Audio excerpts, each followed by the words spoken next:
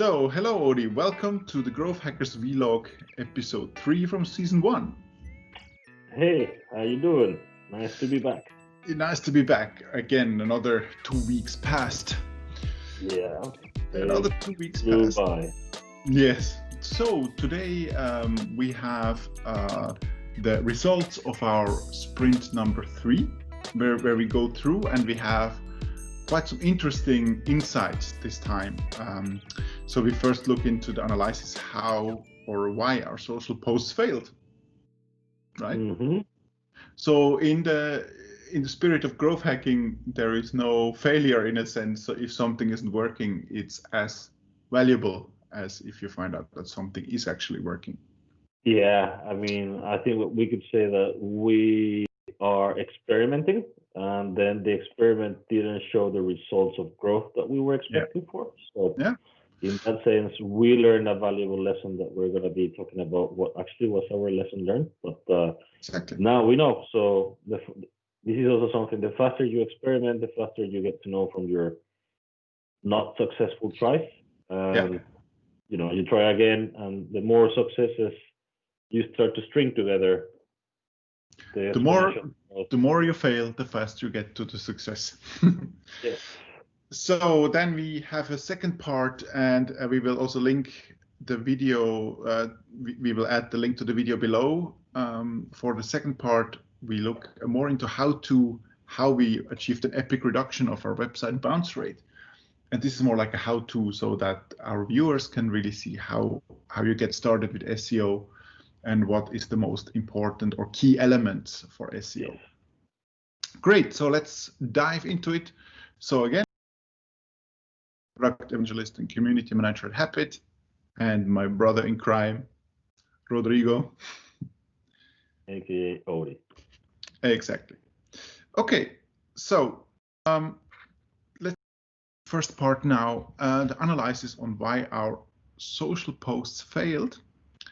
So first we look at the results of our posts, so what kind of impact it had, and then the verdict of the first, or basically of that third sprint.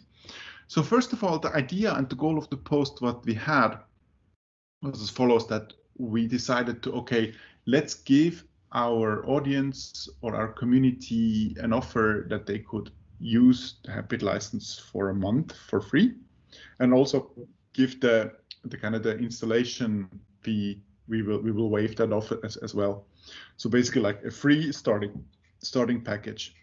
So this was kind of the idea of the offer what we have had. And when it came to doing the creative of the post, what we have done in a proper growth hacking manner, that we went and Googling for high converting ads. And actually we stumbled upon this ad here on the left, where you can see how the creators of that ad before engaged their community. And it actually worked for them pretty well. And then we said, hey, let's try the same for Happit. Mm-hmm. And as you can see here, we kind of modeled that high converting ad into our own ad. And this is what we do very often in growth hacking, right? Yeah, I mean, at the end of the day, you're always looking for ideas. And, you know, the more ideas you get, it doesn't really matter where you get them from. I mean, it's not like you're stealing, you're benchmarking. You get inspiration from somewhere else, and then you make it your own. So This is exactly what we were trying to do. And I think that it's also a matter of, we could say, sharing or co-creation. You know, we actually thank the guys that came up with this idea. Let's see if it works for us. So it's a little bit of co-creation and benchmarking. Exactly. So let's see if it worked. So this was the result on Facebook. So it didn't work at all for us. No, it did not. Yeah. So there are several reasons or several reasoning behind that why it didn't work. It wasn't so that it didn't do anything, but it didn't. I mean, there was no signups, nothing. Reasons as well. Maybe it has been too difficult to sign up. But we will come a bit to the whys of why they didn't perform a bit later. Here, the similar result on LinkedIn. We know that on LinkedIn, our posts, they don't generate too much engagement anyway, even though we had high engaging posts on Facebook. on LinkedIn, they really didn't do any engagement at all. But Yeah, here, well, what we see is basically organic. yeah, and Organic. again, we know that because our target audience is mostly active in Facebook. Yeah. So our target audience is from an, let's say, an age that they are not really using LinkedIn. So again, we keep using LinkedIn as a platform just to not let it go and to have something to compare with. But this is not a big surprise for us. This is really not our main focus channel. Yeah, absolutely. So why did it fail? So we were thinking about, okay, what did we wrong? Obviously, on our opinion, the ad wasn't bad, but how it is with marketing or digital marketing is that your own opinion doesn't really matter. Only the opinion of the market matters. So that's why you do growth hacking. You test, and we haven't really been testing different ads with the same offer. We are just testing at the moment different approaches. So on a later stage, we will then really start A/B testing, and we'll come to that in a later stage. But why did it fail, Odie? So there's holidays in Finland. Yeah, that was the number one reason. That I'm going to summarize a little bit what is also point number two, which we're talking about wrong assumptions of the target activity and frequency. It was holiday in Finland. We were assuming that okay, our target audience uses Facebook for professional and private life. If they're going on holidays, they'll be anyway looking at their Facebook. Exactly. But it might be that, in Finland, holidays means that people go to the summer cabins and they want to have this detox from work and life. So they're close to nature. Most of them don't really use their, digital devices until late at night or when the kids are gone to bed. So I guess that in that sense, we got them, they might have been seeing or interacting little with it, but not really engaging. Yeah. So we thought that this would be not an issue, and it turned out that it was. Yeah. Then also another reason is that the offer, what we had there, might just not be relevant for our audience. It's too early, or it's just not good enough. Maybe giving free licenses for only 1 month is just not just not enough attractive for our audience. Yeah, so and I think that this is exactly when you're talking about us A/B testing on the offer, because really the first one we had, this is the first that we've actually said, okay, let's try to do an offer. So now I think that we have to work a little bit on, okay, let's see. We're assuming that it might be not good enough or not relevant enough, meaning that they might be looking for more. So 1 month is not enough. Maybe we have to do like a 3-month trial so that they can actually get to experience it.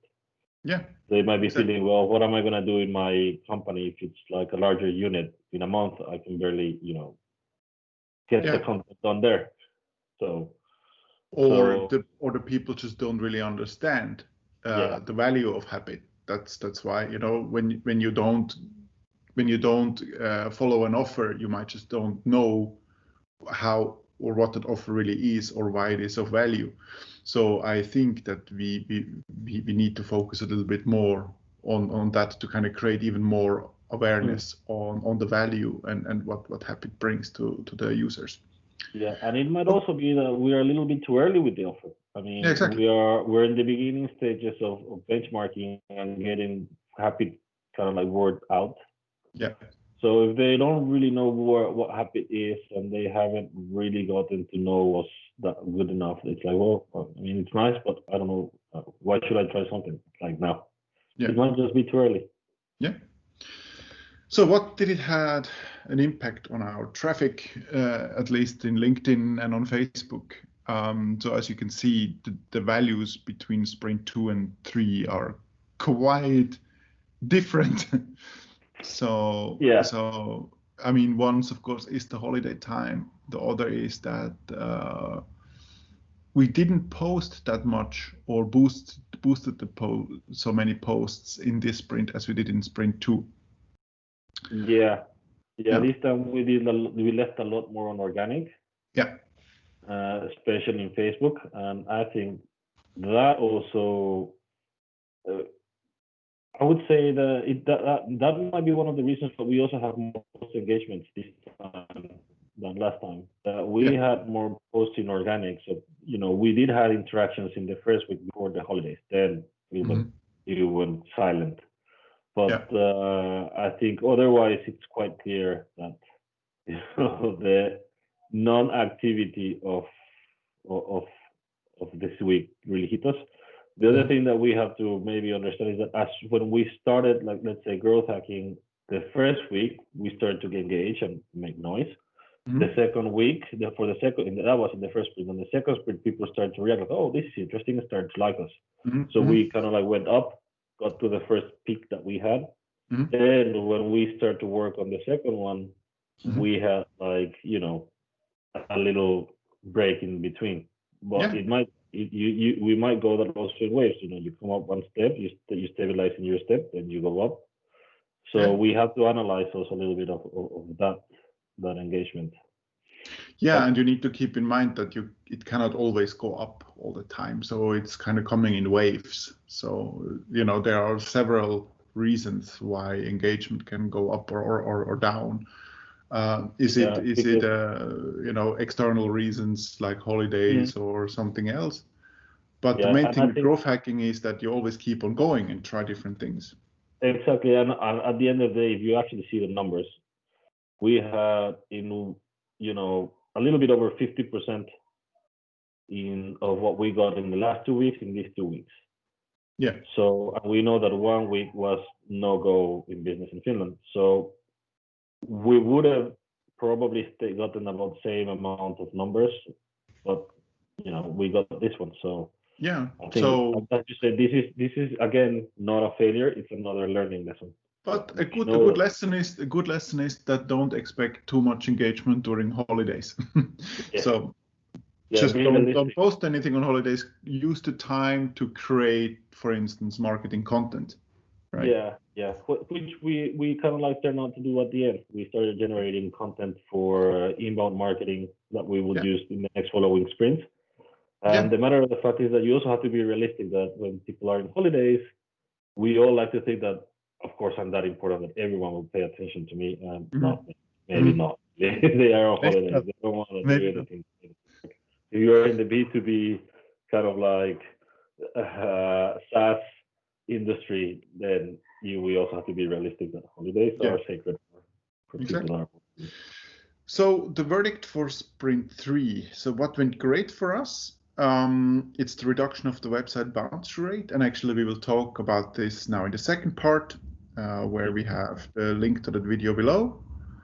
What we would like to improve now in the next sprints is the post targeting and the offer. So it's now the second time the offer didn't really get any engagement. So we now know we need to really work on our offering. Yeah. And the goal for sprint 4 would be we do some testing conversion rate hacks with content marketing. So we have created some content that we are going to send out in the next few sprints. So stay tuned for that. And also we would like to grow our YouTube channel and the Facebook page audience and community. Yeah. That's pretty much our goal for sprint 4. Yes. So that was it for the part 1. So thanks, Odie. Thank you. See you in our part 2 video. Yes.